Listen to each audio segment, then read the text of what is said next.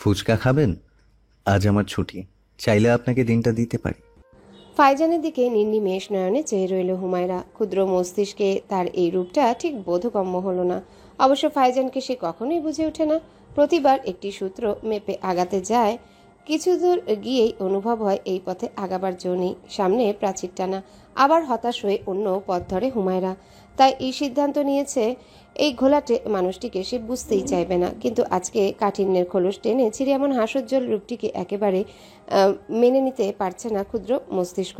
হুমায়রার হতভম্ব দৃষ্টিকে অবলোকন করলো মানুষটি। একটু এগিয়ে চোখে চোখ রেখে কৌতূহলী স্বরে বলল, ফুচকা ভালো লাগে না? হঠাৎ প্রশ্নে সম্বিত ফিরল। ঘোর কাটল। হুমায়রা মাথা নাড়িয়ে জবাব দিল, লাগে। তাহলে ফুচকা খেতে যাচ্ছি আমরা। জড়তাহীন বক্তব্য তার। পোড়া ঠোঁটের কোণে শিহরিত হাসি। তার হুকুমে ড্রাইভার গাড়ি স্টার্ট দিল। ফাইজানের দৃষ্টি বাহিরের দিকে, অথচ অষ্টাদশী নিজের ঘোলাটে বরটিকে দেখছে। মানুষটিকে তার ভালো লাগে না, একেবারেই ভালো লাগে না। তবে মন্দের তালিকাতেও সে ফেলতে পারে না। কেন ফেলতে পারে না? কারণটি হয়তো এই ব্যক্তিটি। তার ব্যক্তিত্বটা এমন, পছন্দ না করলে অপছন্দ করা যায় না। অদ্ভুতভাবে হুমায়রাকে ফাইজান সত্যি ফুচকা খাওয়াতে নিয়ে গেল। ফুচকাওয়ালা নেতা সাহেবকে দেখে খুশিতে গদগদ। পারলে সোনার পাটি বিছিয়ে দেয়। আনুগত্যের বিন্দুকণা তার প্রতিটি কথায় ঝলকাচ্ছে।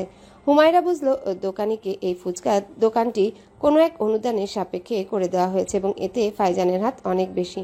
ফুচকাওয়ালার ছোট্ট একটা দোকান, তার ভিতরে প্লাস্টিকের বেশ কটা চেয়ার, সবই গিজগিজ করছে কাস্টমারে। কলেজ গেটের অপোজিটে বলেই হয়তো এত ভিড়। কলেজ ড্রেস পড়ুয়া ছাত্রছাত্রীদের হই হুল্লা। ফাইজান বসতে চাইল না, শুধু নরম স্বরে বলল, চাচা, আমি বসবো না, শুধু বৌমাকে দেখাতে এনেছি। দোকানি আরো আহ্লাদে আটখানা হলেন। তার অকৃত্রিম প্রসন্নতা বুঝতে কষ্ট হলো না হুমায়রার। সে হুমায়রার জন্য ফুচকা পার্সেল করে দিলেন। ফাইজান টাকা দিতে চাইলেও সে নিল না। কৃতজ্ঞ স্বরে বলল, তুমি আমারে জীবিকার ব্যবস্থা করে দিছো বাপ, তোমার থেকে টাকা নিব? ফাইজান জোর করতে চাইলেও সে নিলেন না। হুমায়রা নির্বাক চোখে দেখল মানুষটিকে। কঠিন, গম্ভীর, অনুভূতিহীন মনে হলেও মানুষের কাছে তার ব্যক্তিত্বটা ভিন্ন। তার কথার ভঙ্গি তখন আলাদা, গাম্ভীর্যটুকু যেন কোথাও মিলিয়ে যায়। এমনটা আগেও দেখেছে সে। মিঠু কিংবা গ্রামের প্রতিটা মানুষের কাছেই ফাইজান মানে জনগণের নেতা, দানবীর, যে জনগণের দুঃখ বুঝে। সে তাদের সাথে ততটাই কোমল। ইস্পাতের মতো কঠিন মানুষটি তখন স্বচ্ছ জলের মতো। হুমায়রা সালাম দিল। প্রবীণ মন খুলে দোয়া করল। এই দোয়ায় কৃপণতা ছিল না। বৃদ্ধ গদগদ স্বরে বলে, আরেকদিন আইসো মা, একেরে ফার্স্ট ক্লাস চটফুটি খাওয়ামু।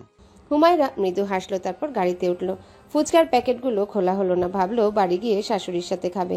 মহিলা এসব জিনিস খাওয়ার ওস্তাদ। কে বলবে সে একজন পঞ্চাশোর্ধ্ব মানুষ? ভেতরটা এখনো যেন কিশোরী, কিন্তু গাড়ির গন্তব্য যেন বাড়ি নয়। হুমায়রা অবাক স্বরে শুধালো, বাড়ি যাচ্ছি না? না। গম্ভীর ছোট উত্তর। হুমায়রা শুধালো না কিছু। সে জানে উত্তর পাবে না। মানুষটি হেয়ালি ভালোবাসে, তাই পৌঁছালেই জানা যাবে কোথায় যাচ্ছে। গাড়ি থামলো একটা নিরিবিলি জায়গায়। আশেপাশে সবুজের মাতামাতিতে ব্যস্ত। সরল বাতাসে হিম ছোঁয়া মাটির রাস্তা। ফাইজান নেমেই দরজা খুলল। ভারী স্বরে বলল, নামুন, চলে এসেছি। এটা কোথায়? আমার প্রিয় একটি জায়গা। নিরিবিলি জায়গা। সামনে যতটা চোখ যায় শুধু সবুজ ক্ষেত। কিসের ক্ষেত জানা নেই, হয়তো সর্ষের। পুকুর পাড়ে বসে আছে হুমায়রা। হিম বাতাস ছুঁয়ে যাচ্ছে কানের লতি। ঠান্ডা লাগছে। গাছগাছালির মাঝে একটা ছোট্ট বাড়ি, সেই বাড়ির সাথে লাগোয়া পুকুর পাড়। ঘর থেকে বের হতেই ঘাট। এটা ফাইজানের দাদুর। এখানে এখন কেউ থাকে না, একটা কেয়ারটেকার থাকে। তাকেও ফোন করে আনতে হয়। এমন একটা জায়গা ফাইজানের প্রিয় হবে, ব্যাপারটা মানতে পারছে না হুমায়রা। হঠাৎ অনুভব হলো কেউ তার কোলে মাথা রেখেছে। চিন্তার দুনিয়াকে দুমড়ে মুচড়ে দিয়ে তাকে বর্তমানে টেনে আনলো ফাইজান। আকস্মিক ঘটনায় কিছুটা চমকে গেল হুমায়রা। মানুষটা মাথাটা রেখেই বলল, মাথা ব্যথা করছে, একটু মাথাটা টিপে দিন। ক্ষণ সময় স্তব্ধ রইল হুমায়রা। তারপর নরম আঙ্গুলগুলো ছিল শ্যাম কপাল। অনুভূতিটা বিচিত্র। হুমায়রার মনে হলো হৃদয়টা এখনই থেমে যাবে। সে জড়সড় হয়ে গেল। তাকে স্বাভাবিক করতেই নিস্তব্ধতা ভাঙল ফাইজান। জায়গাটি পছন্দ হয়েছে? হুম। একটা সময় এখানে প্রায়ই আসা হতো, এখন হয় না। মাঝে মাঝে আসি, তাও আমি একা। মা আসতে চায় না। সামনের জমিগুলো দেখছেন? আমাদের জমি, সব বর্গা দেয়া। বছরে একবার ধান দেয়, একবার মাছ। এবার নাকি ফলন হয়নি। বিশ্বাস হয়নি আমার। মায়ের জন্য অবশ্য কিছু বলিও নি। ফাইজান কথা বলছে। এতগুলো কথা সে খুব কমই তার সাথে বলেছে। ব্যাপারটা খুব অদ্ভুত, কিন্তু হুমায়রার মন্দ লাগছে না। হুমায়রা নিঃশব্দে তার চুলে বিলি কাটছে। ফাইজান এবার চোখ খুলে তাকালো হুমায়রার চোখে, মৃদু ও স্বরে শুধালো। জিজ্ঞেস করবেন না আমি আপনাকে এখানে কেন এনেছি? হুমায়রা স্মিত স্বরে শুধালো। কেন? কারণ আজকের দিনটা আমি আপনার সাথে কাটাতে চাই, একাকিত্বে। তাই আমার পছন্দের জায়গায় আনা। আপনাকে প্রকৃতি প্রেমিক বলে মনে হয় না। হবার কথাও নয়, কারণ আমি প্রকৃতি প্রেমিক নই। আমার আষাঢ়িয়া বৃষ্টিতে জলকেলি করতে ভালো লাগে না, না আবার পৌষের সকালে সর্ষে খেতে চোখ সেঁকতে ভালো লাগে। অগ্রায়ণের কাশফুলের শুভ্রতাও আমার মাঝে ভাবান্তর ঘটায় না, না শরতের পেঁজো তুলোর মতো মেঘের আনাগোনা ভালো লাগে। এগুলো আমার কাছে নিছক নক্তামি বই কিছুই নয়, সাহিত্যপ্রেমীদের কিছু বানোয়াট উপমা। তবে যে বললেন এটা আপনার প্রিয় জায়গা। হুমায়রার অবাক প্রশ্নে ফাইজান মুচকি হাসল। মানুষটা কি জানে তার হাসিটা কতটা ভয়ঙ্কর? হয়তো কঠিন মানুষগুলোর হাসি এতটাই স্বচ্ছ হয়, হৃদয় কাঁপিয়ে দেয়। ফাইজান নরম স্বরে বলল। এখানে আমি একাকিত্বে শ্বাস নিতে পারি। কেউ আমাকে বিরক্ত করে না, না অতীত আমাকে দাবড়ে বেড়ায়, না বর্তমান আমাকে নাড়ায়, আর না ভবিষ্যৎ আমাকে ভাবায়। আপনার কথাগুলো খুব কঠিন লাগে আমার কাছে। তাই নাকি? কিন্তু অদ্ভুত ব্যাপার জানেন, আমার আপনার কাছে কথা বলতে ভালো লাগছে, কারণ আমার হাজারটা চিন্তা করতে হচ্ছে না, মেপে কথা বলতে হচ্ছে না, মেকিপনা দেখাতে হচ্ছে না। জানেনই তো নেতাদের কত শত মুখোশ পড়তে হয়। কোথাও যেন মলিনতার আভাস পেল হুমায়রা। ফাইজান চোখ বুজে আছে। হুমায়রার হাত তার চুলের ভেতরে মৃদু গতিতে আনাগোনায় ব্যস্ত। কিছু সময় চুপ করে রইল সে। নিস্তব্ধতায় আলিঙ্গন করল পরিবেশ। পাখিদের কলরব কানে আসছে। মাছরাঙাটা মাছ খাবার নেশায় উকিঝুঁকি দিচ্ছে, ঠিক তেমনই উকিঝুঁকি দিচ্ছে হুমায়রার হৃদয়। চাপা কিছু প্রশ্ন না উত্তর খুঁজে হাফসার মৃত্যুতে আপনার কিছু যায় আসে না। সেটাও একটি মুখোশ ছিল, তাই না? গ্লানি হোক বা ভালোবাসা, তার মৃত্যু 5 বছর পরেও আপনাকে একইভাবে তাড়িয়ে বেড়ায়, আপনাকে পোড়ায়, প্রশ্নবিদ্ধ করে।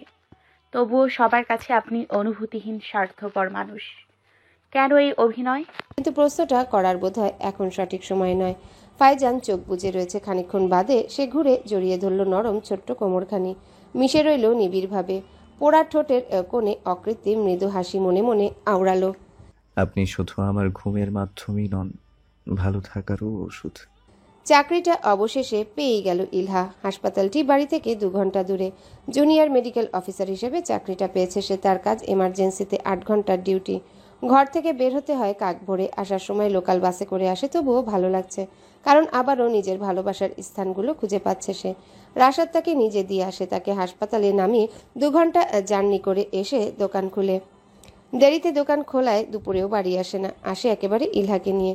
ক্লান্ত শরীরে বউটিকে আনতে যায়, কিন্তু সেই ক্লান্তি মিলিয়ে যায় যখন ইলহার ক্লান্ত অথচ প্রাণবন্ত মুখখানি দেখে। মোটরসাইকেলের পথটুকু খুব ভালো লাগছে রাশাদের। বউ তাকে শক্ত করে ধরে কাঁধে মাথা এলিয়ে দেয়। সব ক্লান্তি যেন শুষে নেয় তখন প্রেয়সীর সেই স্পর্শ। কিন্তু সুখের সময়ের নজর দেবার মানুষের যেন অভাব নেই। পাশের বাড়ির চাচি এসেছিলেন ছেলের বিয়ের দাওয়াত দিতে। রসিয়ে রসিয়ে কথা বলতে বলতে একটা সময় বলেই বসলেন। দেখো চাষি, বউ আনছো তো মেলা শিক্ষিত, উপর থেকে আবার শহুরে মাইয়া। রাজশাহীটা আমাদের সাধারণ পাস, গ্রামের পোলা, সংসার টিকলি হয়। কথাটা আতিয়া খাতুনের মস্তিষ্কেও যেন জেঁকে বসলো। যতই হোক ঘর পোড়া গরু সিঁদুরে মেঘ দেখলেই ডরায়। ইলহাও যে জুবাইদার মতো কিছু করবে না, কি ভরসা। দেখো চাচি, বউ আনছো তো মেলা শিক্ষিত, উপর থেকে শহুরে মাইয়া। রাশেদা আমাদের সাধারণ পাস, গ্রামের পোলা, সংসার টিকলি হয়। লিমনের মার কথাটা আতিয়া খাতুনের মস্তিষ্কেও যেন জেঁকে বসলো। যতই হোক ঘর পোড়া গরু সিঁদুরে মেঘ দেখলেই ডরায়। ইলহাও যে জুবাইদার মতো কিছু করবে না, কি ভরসা। ইলহার চাকরি করা কিংবা আরও পড়াশোনার ব্যাপারটিতে তিনি খুব একটা প্রসন্ন ছিলেন না। মেয়ে মানুষের এত পড়াশোনার কি কাজ, এই কথাটাই মাথায় আসে না তার একটা ভ্রান্ত ধারণা, লেখাপড়া শিখে নিয়ে মানুষ অভদ্র হয়, উচ্ছন্নে যায়। কিন্তু নাতির সিদ্ধান্তের উপর কথা বলেননি তিনি। স্বামী যদি আপত্তি না করেন তবে তার আপত্তি বেমানান, কিন্তু সবসময় মনে কিছু একটা খটকা লেগেই আছে। ফলে লিমনের মার কথাটা মন মস্তিষ্কে নাড়িয়ে দিল। আতিয়া খাতুন মৌন রইলেন। লিমনের মা আরও কিছু সময় বসলো, এদিক ওদিকের কথা বলল, কিন্তু বেশিরভাগ কথাই ছিল ইলহা কেন্দ্রিক। আতিয়া খাতুনের একটা সময় বিরক্ত ধরল, একটা সময় বিরক্তি নিয়ে বললেন, বউ, তোমার দাওয়াত দেওয়ান শেষ নাকি আরো বইবা? আমার রান্না আছে। আহারে চাচি, কই নাত বউ আনছো? আরাম করবা, ঘুরবা ফিরবা? না, এখনো হেসেলি টানতি হচ্ছে তোমার। মোর হেসেল মুই টানুম, তোমার কি বউ? তুমি নিজের ছেলের বউরে হেসেল দিয়া দাওগা যাও, আমার সংসারের কথা কইও না। লিমনের মা টের পেল আতিয়া খাতুনের বিরক্তি, তাই আর কথা বাড়ালো না, বলল, থাক চাচি, রাইগো না। বউরে লইয়া আইসো কিন্তু, হক্কলের লগে পরিচয় হবে। সবাই তো আর দেখেনি বউ, এই চুটে সবাই দেখবো রাশাইদার বউ কেমন। আতিয়া খাতুন উত্তর দিল না। তার মস্তিষ্কে এখন চলছে অন্য চিন্তা। ইলহার চাকরির ব্যাপারে নাতিকে কি বলাটা ঠিক হবে কি না বুঝতে পারছেন না। পৌরচিন্তার মানুষটি নবীনদের উন্নত চিন্তার সাথে পেরে উঠছে না। অন্যদিকে নাতির জন্য চিন্তা হচ্ছে। ভঙ্গুর এই পরিবারটায় শুধু নিজেকে বিসর্জন দিয়ে গেছে রাশাদ। এখন নতুন জনের জন্য তার সর্বাধিক বাজি রাখছে। এই বাজিতে হেরে গেলে হয়তো ভালোবাসায় সিক্ত হৃদয়টা চূর্ণ বিচূর্ণ হয়ে যাবে। এটুকু তো বুঝতে বাকি নেই, রাশাদ তার স্ত্রীকে মন প্রাণ উজাড় করে ভালোবাসে। হাসপাতালের এমার্জেন্সিতে আজ লোকে লোকে গিজগিজ করছে। রোগীর আর্তনাদ এবং বেদনাতুর চিৎকারের মাঝে পিষছে ইলহা, তবুও নিজেকে অশান্ত করেনি। মস্তিষ্ক স্থির রেখে একের পর এক রোগীকে চিকিৎসা করছে। এর মাঝেই একজন গর্ভবতী মহিলা এলেন। তার লেবার পেন উঠেছে। 9 মাস চলছে, কিন্তু ডিউ ডেটের আগেই লেবার পেন উঠায় তড়িঘড়ি করে হাসপাতালে নিয়ে আসা হয়েছে। মহিলাটি অসম্ভব মোটা। এমন রোগীর সাধারণত চিকিৎসা করতে চায় না বেসরকারি হাসপাতালগুলো, কারণ এদিক থেকে ওদিক হলেই দোষ বর্তায় ডাক্তারের উপর। তখন ভাঙচুর, কেস কাচারি, ওপর থেকে এখানকার অত্যাধুনিক সোশ্যাল মিডিয়া তো আছে। 2 মিনিট সময় নেয় না তারা পোস্ট করতে, আর তার চেয়ে কম সময় সেটা পৌঁছে যায় দেশের আনাচে কানাচে। নতুন বেসরকারি হাসপাতাল, তাই তাদের কিছু পলিসি আছে, তারা ঝুঁকি গ্রহণ করতে চায় না। ফলে বলা আছে এমন রোগী আসলে বলতে হবে সদরে নিয়ে যান। মহিলাটির অবস্থা শোচনীয়, পানি ভেঙেছে, সেই সাথে রক্তও পড়ছে। এখনই সিজারিয়ান করা না হলে হয়তো বাচ্চা মা কাউকেই বাঁচানো সম্ভব হবে না। ইলহা তাকে একটা ঔষধ দিয়েছে যেন ব্লিডিংটা থামে। এমার্জেন্সি নার্সটা বলল, ম্যাডাম, সদরে নিয়ে যেতে বলেন, অ্যাডমিট করলে রাশেদা ম্যাডাম চিল্লাইব। ইলহা বিপাকে পড়ল। তার ডাক্তার সত্তা মোটেও রোগীটিকে ফিরিয়ে দিতে চাইছে না। মোটা ঝুঁকিপূর্ণ বলে কি সে চিকিৎসা পাবে না? এখান থেকে সদরে নিতেও 1 ঘন্টা। এই সময়ে তো মহিলা মারাও যেতে পারে, কিন্তু তার চাকরি নতুন। এদিক থেকে ওদিক হলে সেটা তৎক্ষণাৎ চলে যেতে পারে। ফলে অনিচ্ছা সত্ত্বেও ইলহা বলল, দেখুন, ওনার অবস্থা ভালো নয়, আপনি সদরে নিয়ে যান ওনাকে। মহিলাটির স্বামী সাথে সাথে তার কাছে হাত জোর করল, কাতর কণ্ঠে বলল। লোকটার আকুল অনুরোধ ফিরিয়ে দিতে মানবতায় বাঁধল ইলহার। ফলে সে নার্সকে বলল, ওনাকে অ্যাডমিট করো, রাশেদা ম্যাডাম আছে কিনা দেখো, না হলে পিউ ম্যাডামকে ডাকো, কিন্তু ওনাকে এই মুহূর্তে ওটিতে নাও। ম্যাডাম, কিছু হইলে চাকরি থাকবো না। জানি, কিন্তু মনে রেখো আমরা এখানে শুধু টাকা কামাই করতে আসিনি। কঠিন স্বরে উত্তর দিল ইলহা। ফলে নার্সও কথা বলার সুযোগ পেল না। মহিলাটিকে নিয়ে যাওয়া হলো ওটিতে। গাইনি চিকিৎসক রাশেদা আলমকে এমার্জেন্সি কল করে আনাতে হলো। উনি রোগীর প্রোফাইল দেখেই চটলেন, কিন্তু এখন ধমকানোর সময় নেই। ফলে তিনি ওটিতে আগে গেলেন। অপারেশনের এক পর্যায়ে অবস্থা খুব খারাপের দিকে যাচ্ছিল। মহিলাটির এটা প্রথম সন্তান, কিন্তু তার আগে থেকেই ডায়াবেটিস, হাই প্রেশার এবং অতিরিক্ত মেদ। ফলে অপারেশনের মাঝে তার প্রেশার কমাতে হয়েছে, 3 বার ব্রেক নিতে হয়েছে এক অপারেশনে। অবশেষে 5 ঘন্টার পর অপারেশন শেষ হলো। ঘেমে নিয়ে একাকার রাশেদা আলম। মাকে পোস্ট অপারেটিভ রুমে পাঠানো হয়েছে। মেয়ে বাচ্চা হয়েছে, ফলে তাকে পরিষ্কার করে তার পরিবারকে দেওয়া হয়েছে। মহান আল্লাহর কৃপায় দুজনাই সুস্থ ছিল, কিন্তু রাশেদা আলমের মেজাজ কতটা তিরিক্ষি সেটা হাসপাতালে সবাই জানে। ফলে অপারেশন শেষ হতেই তিনি ঝাঁঝালো স্বরে শুধালেন, এই রোগীকে কে ভর্তি করেছে? কে ওটিতে নেওয়ার সিদ্ধান্ত দিয়েছে? সে সামনে আসো। প্রথমে কেউ কথা না বললেও শেষমেশ ইলহার নাম সামনে এলো। ফলে তিনি ইলহাকে দাঁড় করিয়ে কঠিন স্বরে শুধালেন, কি ভেবে তুমি এই মাতব্বরি করেছো? তুমি দেখোনি রোগীর প্রোফাইল? যে কোনো সময় যে কোনো কিছু হতে পারতো। অপারেশন থিয়েটারে সে মারা যেতে পারতো। তখন দায়ভার কি তুমি নিতে? নিজেকে কি ভেবেছো তুমি? হ্যাঁ, উত্তর দাও। ইলহা নতমস্তক চুপ করে রইল। রাশেদার মেজাজ আরো খারাপ হলো। ফলে তিনি লাগাম ছাড়লেন কথার। নতুন নতুন ডাক্তার হলে ভাবছে মহৎ কাজ করেছে। উচিত ছিল এটার উপর ওটি ছেড়ে দেওয়া। তারপর রোগী মরলে যখন রোগীর সাথে লোকগুলো প্যাদানি খেত, তখন বুঝতো এখানে শুধু সেজেগুজে আসাটা কাজ নয়। যত সব গার্বেজ মানুষজনকে কাজ দেয়। ভর্তি করার সময় প্রোফাইল চেক করনি নাকি? নাকি না পড়েই রোগী ভর্তি করেছো? আসলে জানো তো রোগী দেখা। এবার ইলহার মৌন থাকতে পারলেন না, ধীরস্বরে বলল, পলিসি আমার পড়া, কিন্তু মানবতার কাছে মাঝে মাঝে পলিসিও হার মানে। আমি জানি ওনার হেলথ প্রোফাইল, কিন্তু আমি যদি তাকে ফিরিয়ে দিতাম তার সার্ভাইভাল রেট কমে যেত। শুধু নিজের গায়ে দোষ নেব না বলে কাউকে মৃত্যুর মুখে জেনে শুনে ঠেলে দেওয়াটা আমার এই মুহূর্তে সঠিক মনে হয়নি। ইলহার কথায় কপালে প্রগাঢ় ভাঁজ পড়ল। রাশেদার কঠিন স্বরে বললেন, বাস্তবতার রূপ এখনো দেখা হয়নি বলে মানবতা বড় লাগছে। আজ চাকরিটা চলে যেত, তাহলে মানবতা জানালা দিয়ে পালাতো। শুধু চাকরি হারানোর ভয়ে দুটো প্রাণকে মরতে দেওয়াটা কি অন্যায় নয়? আমরা তো এখানে চিকিৎসা দিতেই এসেছি। ইলহার উত্তরে অপ্রসন্নতা বাড়ল রাশেদার, ফলে আরো অকথ্য ভাষায় গালি দিলেন তিনি। এবার আর তর্ক করল না ইলহা, কারণ চাকরি যাবার ও ওয়ার্নিংও দেওয়া হলো দুবার।